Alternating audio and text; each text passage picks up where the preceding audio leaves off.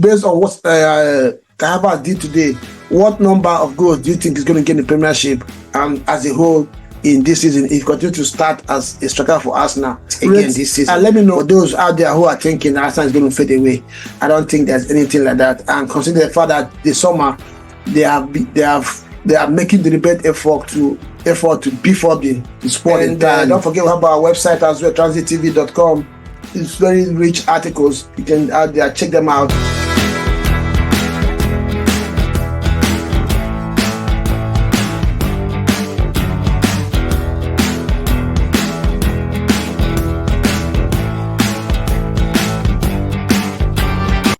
Transit TV, welcome back again to the studios. Welcome back to our Beyond the Scoreline show on Transit TV. Again, the Premiership continues today. 5 games played already.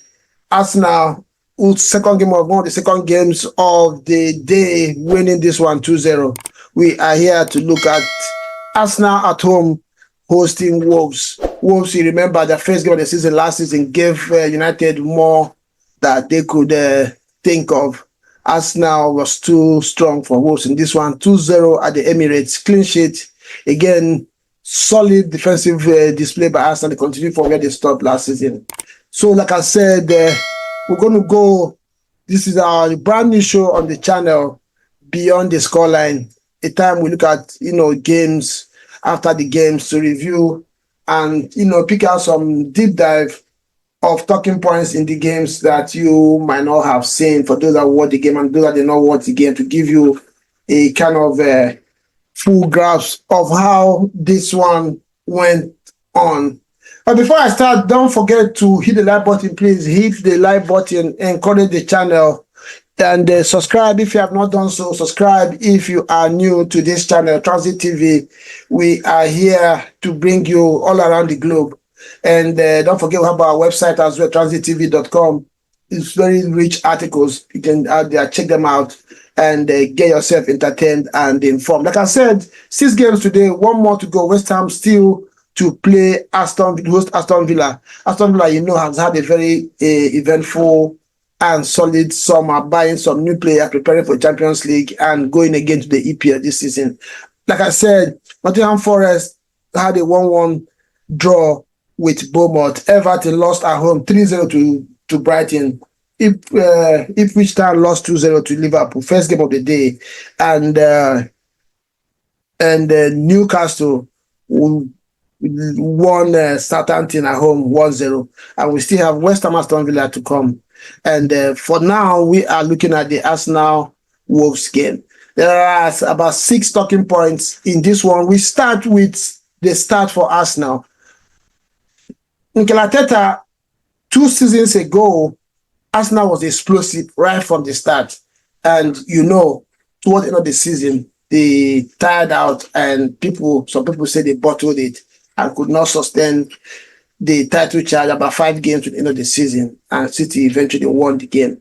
Last season, Arsenal kind of was not too fine in the eye. There was no aggression and they kind of started slow and little by little grew into the season and went through that run after the break in December or early January for them, losing just 1 game and drawing 1 in the whole of the second half of the season.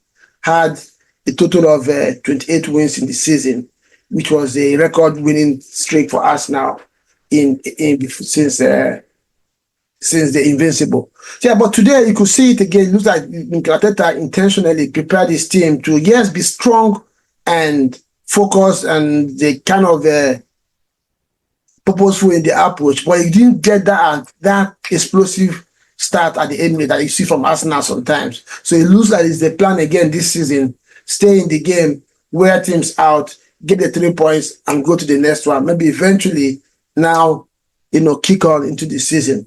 Of course, every time, first game of the season, the target is always the 3 points. Pick the 3 points first, start on a winning streak, a winning note, and then grow into the season. Of course, try as much as possible as well to keep the clean sheet, which Arsenal did today. Like I said, they didn't really start in an explosive manner, but they stayed strong and a little bit aggressive and, grew into the game.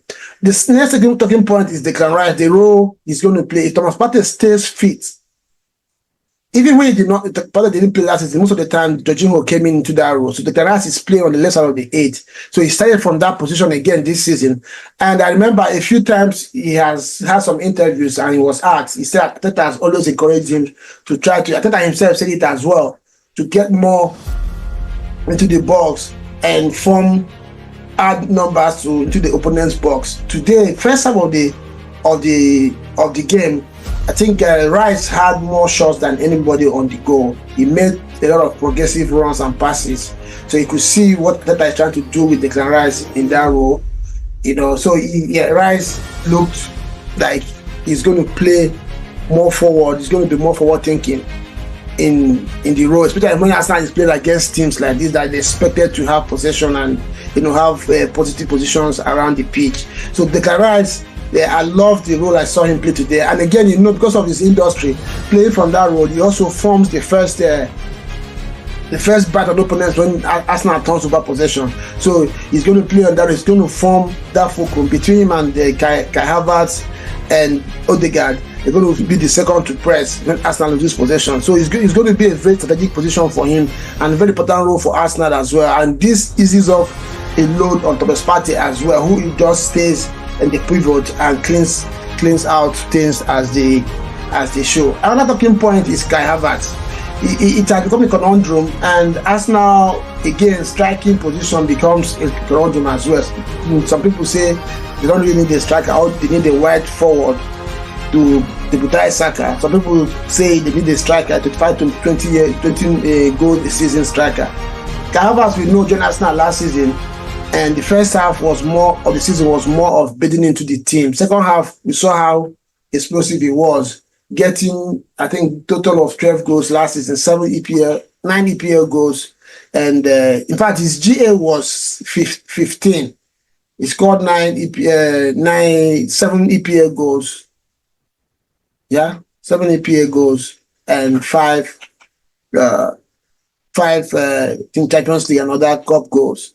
So which was not a bad return, considering that he actually went into that second position in the second half of the season. So again today, off the mark, Kai Havertz gets his goal. Was most times unplayable. As usual, fluffed his lines a couple of times. That if you had a proper striker, probably would take those chances. But the thing that he does, the pressing, the defensive duties that he does for Arsenal, and going both sides of the pitch to form partnership with the wingers, are other things that makes him undroppable for the way Arteta wants to play. Arteta has shown a lot of faith and trust on Kai Havertz, and this meant that Jesus started from the bench on this game. So is another issue. And let me ask you, watching out there, what do you think about Kai Havertz? Do you think that Kai Havertz will get 20 goals this season for Arsenal? Personally, I feel that he's going to get 20 goals for Arsenal this season. He will get as much as 20 goals. And I believe that as the season continues, he's going to get better in his finishing. And it looked like Arsenal in the preseason worked on, putting aerial balls into opponent's box. This is something that Arsenal is not usually known for. But today, especially in the first half, there are so many balls that are dropped in the opponent's box. Crosses from Saka. Saka did a lot of them at Martinelli and Declan Rice as well on the left side. Did a couple of them. And if Arsenal can develop this ability as well, it gives Kai Havertz a lot of advantage because he's very, very good in the air. And then, of course, he got his goal today through a header, a clear header, that there's no way Wolves were going to defend that the way that ball was dropped on his head. So Kai Havertz, especially, is going to be a conundrum. This is another talking point. He has got his goal. He played very well in this game. And also got the assist for the second goal as well. So he has 1 goal, 1 assist in his first game of the season.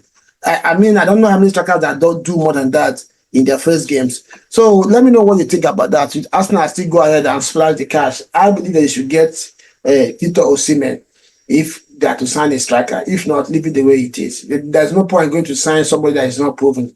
I know a lot of people are talking about Gyökeres. Gyökeres is not proven. Just one season wonder so far in the Portuguese league. It's not even one of the strongest league in Europe.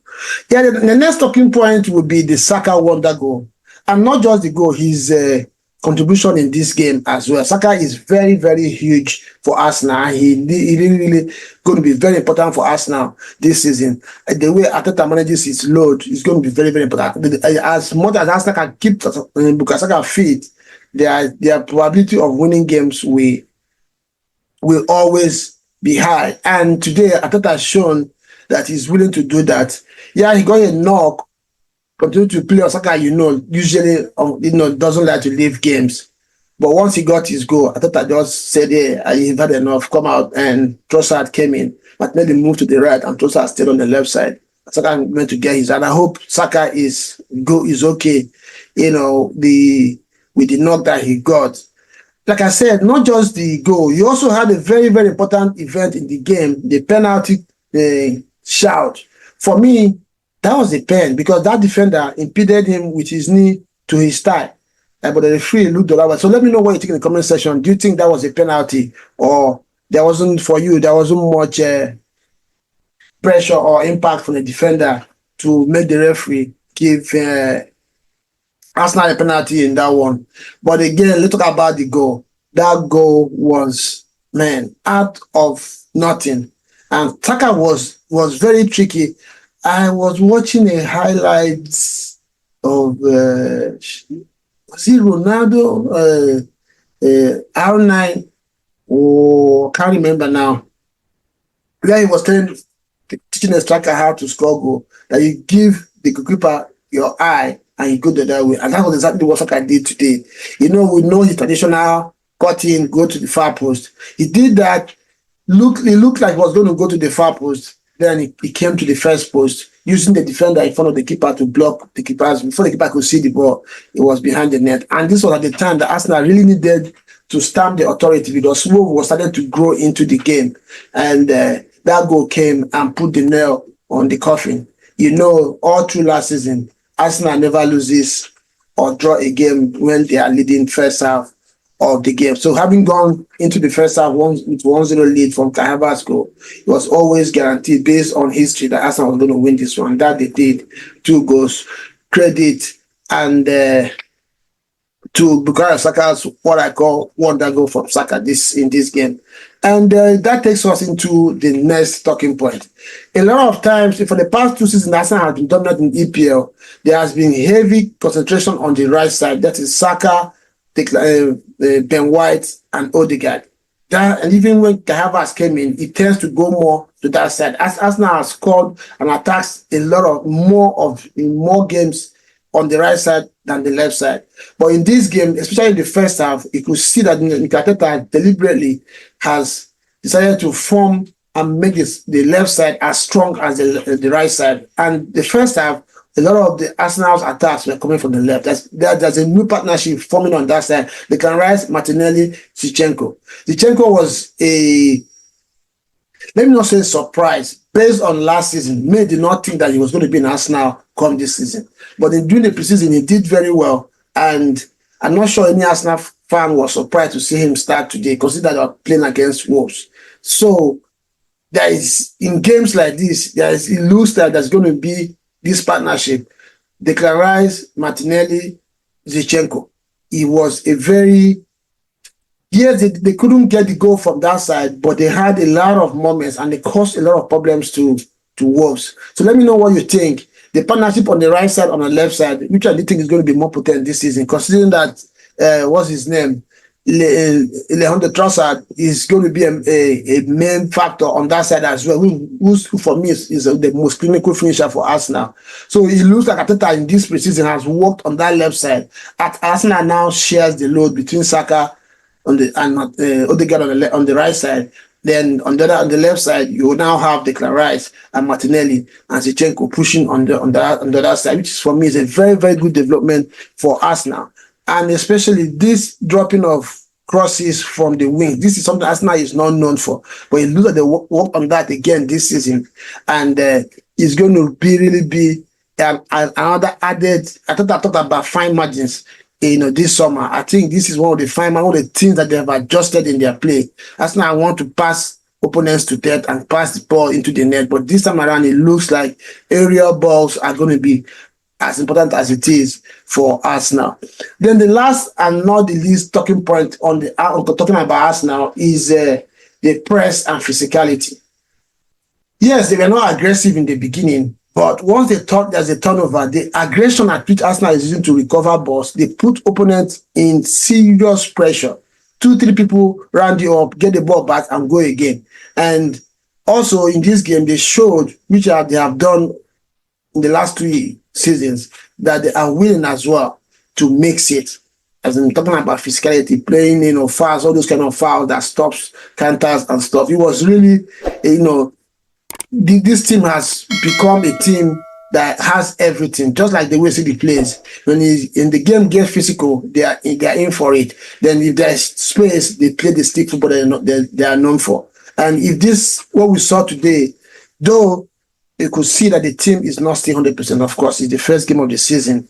It's the first game where you try out a few things you worked on throughout the summer. So there's no perfection on it yet. But you can see that Arsenal is not going away in this title charge against City. They're not going away in this. If what I saw today is something that you have to hold on to, Arsenal is going to be in the mix again this season. For those out there who are thinking Arsenal is going to fade away, I don't think there's anything like that. And consider the fact that this summer they are making deliberate effort to beef up the squad entirely. There's really going to be. Can you imagine during Timber? They didn't start the game and came on. So they have politics like the Colifiero, all these people are on the bench as they talk for Mikel Merino to come in as well. Orlando Trossard was on the bench as well. So it's not going to end. They're not going anywhere. They're not going anywhere. Arsenal is firmly on the title race, if that is anything to go home. But then let's talk about Wolves a little bit. Wolves, again, is one of those teams. You remember last season they beat Manchester City. So they're not a team that you expect to win, but at the same time, they're not going to be a pushover. Gary O'Neill has really built this team and put some belief and courage in them. They are brave in the approach as well, and they are very, very strong in duels and in defensively as well. And that they showed today. It wasn't an easy game for Arsenal. Though first half Arsenal was in firm control, but as the game went on, Wolves grew into it, mixed it up for Arsenal, caused problems, created chances for themselves as well. Though, of course, the quality always, they lose them in moments where they're supposed to take their chances, and they couldn't do that today. So, yeah, Wolves is, for me, this season, they're going to continue to be a team that they're not going to be pushovers. They lost a couple of their strong players. Neto left, of course, famously to Chelsea, but still, they were very competitive in this game. And at some point, you could see the concern on Arteta's face as he was a little bit worried until the second goal came in. So Wolves, kudos to them. Give it up to them, and they leave Emirates this evening and be proud of themselves the way they've shown, and they go much on to the next game. And apart from being strong defensively, they played some pretty good football in the air. Some ticket passes in the middle, caused Arsenal problem like I thought, got in behind. And we are strong on the draw. So, yeah, Wolves, by no margin was this game an easy game for Arsenal. But, of course, they came out on this one victorious, getting all 3 points, and they move to the next game next week. I think it's against Aston Villa. So let me know what you think in the comment section. What do you think? Do you think Arsenal are going to be the title race again this season? For what you saw today, what do you think that they need to do to stay on it?